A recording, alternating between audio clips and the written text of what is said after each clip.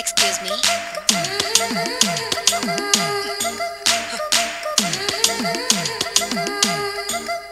Time ఎంతండి? 12. నేను 12 ఏళ్ళకే బయట వేసుకున్నాను. అందుకే 12 అనగానే బయట జారుతుంది. ఏమీ అనుకోకండి. పర్లేదు. మీ పేరేం పేరు? వరలక్ష్మి. వరలక్ష్మి బయట జారింది. ఆ 1.5 నిమిషంలోనే నా మనసు జారిపోయింది. ఆ బలమైన అందాల్ని చూస్తూ చూస్తూ నా మనసు బలహీన పడిపోయింది. ప్రతిరోజు పార్కులో వాచ్మెన్ కంటే ముందెళ్ళి గేట్లు తెరుచుకొని ఎదురు చెట్ల కింద ఉన్న ఎల్లో బల్ల మీద కూర్చొని ప్రేమించుకునే వాళ్ళం. వర అంటే నాకు ఇష్టం.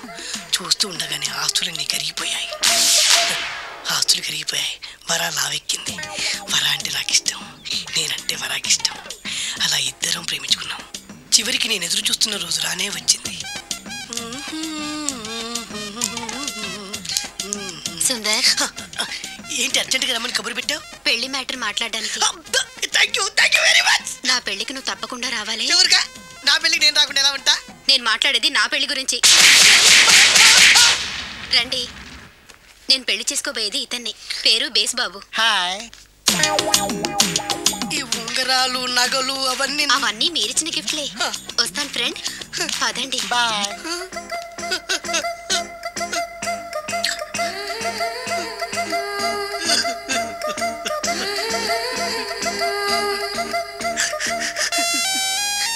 ఈ నలుపు నచ్చలేదని ఓ ఎరుపుతో వెళ్ళిపోయింది. ఆ రోజు నుంచి సుందర్రామూర్తి పిస్తాగా మారాడు. ఎంతో మంది అమ్మాయిలు అబ్బాయిల్ని ప్రేమగా వెంట తిప్పుకొని చివరికి ఫ్రెండ్షిప్ అని వెళ్ళిపోతున్నారు. ఈ అన్యాయానికి న్యాయం జరగాలి. చెప్పు, ఏం చేయమంటావు? నువ్వేం చేయకుండా ఉంటేనే బెటర్. జడ్జిమెంట్ మాకు ఫేవర్గా వస్తుంది అనుకుంటున్నాం. ఓహో. ఏటయ్యా, ఇవాళ అమ్మగారు ఏం వంటకాలు పంపించారు? సార్ మీకోసం ఎవరు వచ్చారు? ఎవరు వచ్చారు? ఓ వీడా, మావాడే. ఏంటన్నా ఇలా వచ్చావు? కూర్చో, పోచేద్దాం. వాడికి కూడా పట్టించిపోయా. భోజనం కాదు డాడీ, ఇవాళ వంశీకి అనుకూలంగా తీర్పు ఇవ్వాలి. ఏంట్రా, సిఫారసు చేస్తున్నావా? సిఫార్సు కాదు డాడీ, సిన్సియర్ గా బెదిరిస్తున్నాను. మా బాయ్స్ అందరూ వంశీకి వెళ్ళాలనుకుంటున్నారు, అంతే. ఇదిగో నాన్న. ఏమిటయ్యా వీడు? జడ్జి నేనా వాడా? నాకు ఆర్డర్ ఇస్తాడు ఏమిటి వాడు? డాడీ, ఏంటమ్మా, కృష్ణవేణికి అనుకూలంగా తీర్పు ఇవ్వాలా? 100% కరెక్ట్ డాడీ. లేకపోతే మా గర్ల్స్ ఒక్కరు. బాయ్. ఈ యూత్తో చచ్చిపోతున్నావయ్యా. వడ్డించు. సార్, ఇంతకీ తీర్పు ఎవరికి అనుకూలంగా ఇవ్వాలనుకుంటున్నారు? నీకు అనుకూలంగా ఇద్దాం అనుకుంటున్నాను. వడ్డించో. ఈ కేసు పూర్తిగా విచారించిన తరువాత తన ప్రేమ కోసం వంశీని పరీక్షలు మానేయమంటాం కృష్ణవేణి చేసిన తప్పుగా కోర్టు భావిస్తోంది.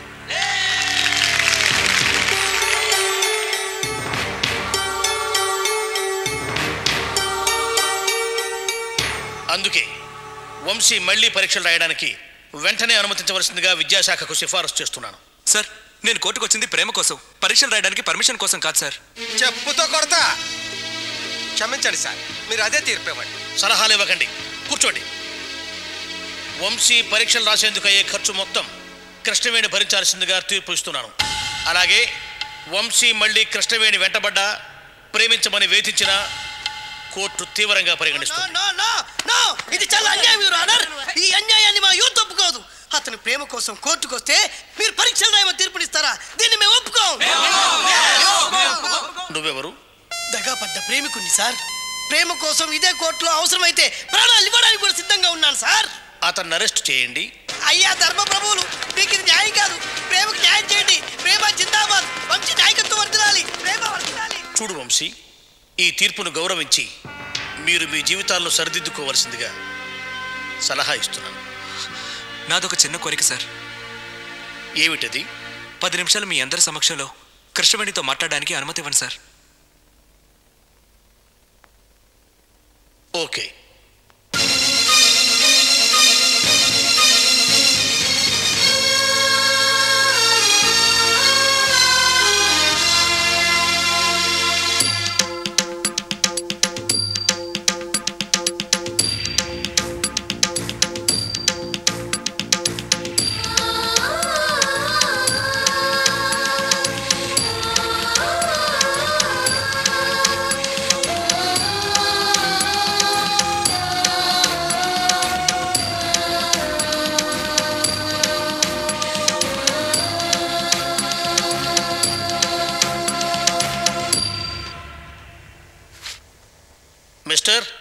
నీకు ఇంకా ఒక్క నిమిషమే సమయం ఉంది.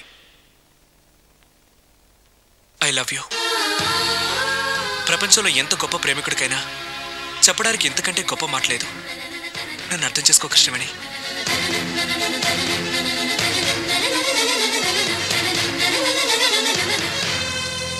సారీ. రేయ్, కోర్టు నిజంగానే ప్రేమను గెలిపించిందిరా. నీ ప్రేమని కాదు, మా తల్లిదండ్రుల ప్రేమని.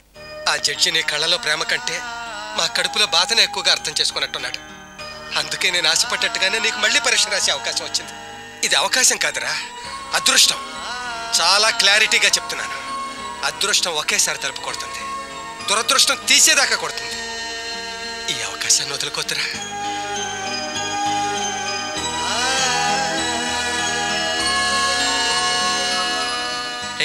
అంకుల్ చెప్పింది 100% కరెక్ట్ రా. ముందు నువ్వు నీ కెరీర్ మీద కాన్సన్ట్రేట్ చెయ్యి. రే వంశీ,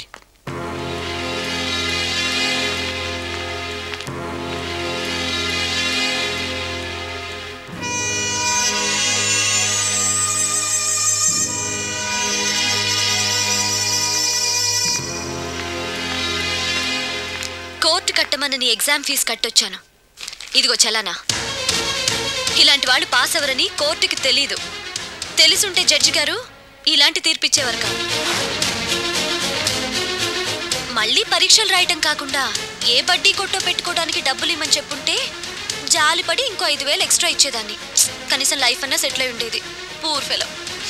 అదండి. రేయ్, నువ్వు ఆ అమ్మాయికి సమాధానం చెప్పడానికైనా పాస్ అవ్వాలరా. అవునరా.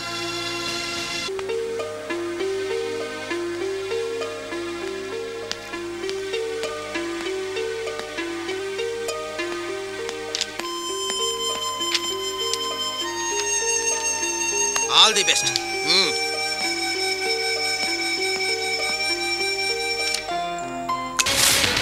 ఇలాంటి అమ్మాయి కోసమా నువ్వు ఎంత చేసింది?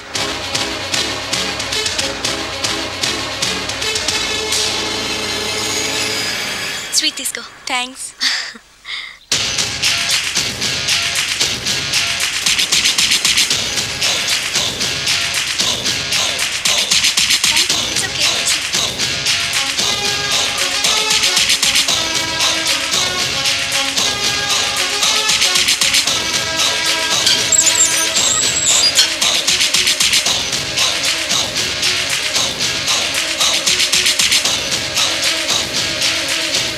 స్వీట్స్ ఎందుకు పంచుతున్నావు? నువ్వు ఫెయిల్ అయినందుకు పంచుతున్నాను. తీసుకో.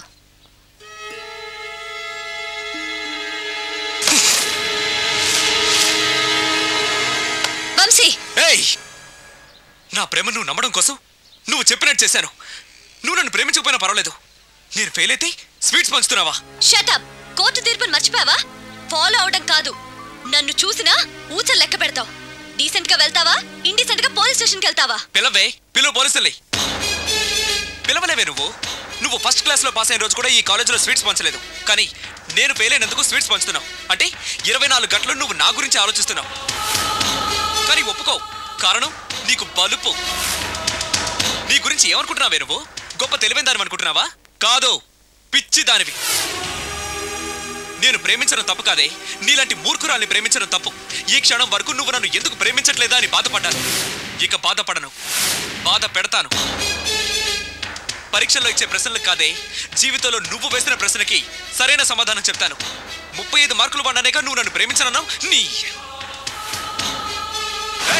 తలెత్తో. నాలా 35 మార్కులు వచ్చేవాళ్ళు 90% ఉంటారే, నీలా 90 మార్కులు వచ్చేవాళ్ళు 10% ఉంటారే. ప్రేమకి మార్కులు వేయండి, మార్కులు చూసి ప్రేమించకండి. ఇప్పుడు చెప్తున్నాను విను. నీ జీవితంలో ఒకరోజు ఈ 35 మార్కుల వంశీగాడిని ఎందుకు మిస్ అయ్యాను రా భగవంతుడా అని నువ్వు కుళ్ళి కుళ్ళి ఏడ్చేలా చేయకపోతే నేను ఒక అమ్మ అబ్బకి పుట్టలేదే. నువ్వే కాదే, సిన్సియర్ లవ్ ని కాదని ఏ అమ్మాయి అయినా బాధపడాల్సిందే. లెక్క పెట్టుకో, ఈ రోజు నుంచి సరిగ్గా 365 రోజులు, 8760 గంటలు. ఈ గంట నుంచి నువ్వు బాధపడే గంట కోసం ఎదురు చూస్తూ ఉండు.